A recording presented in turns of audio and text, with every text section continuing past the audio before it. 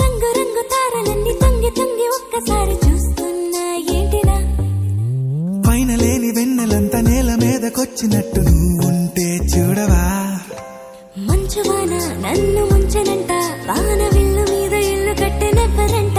ఈ లోకమంతా నిన్ను చూసినంట, ఏ దిష్టి నిన్ను తాకకుండా ఇంటిలోనే దాచుకుంటా. రంగు రంగు తారలన్నీ తొంగి తొంగి ఒక్క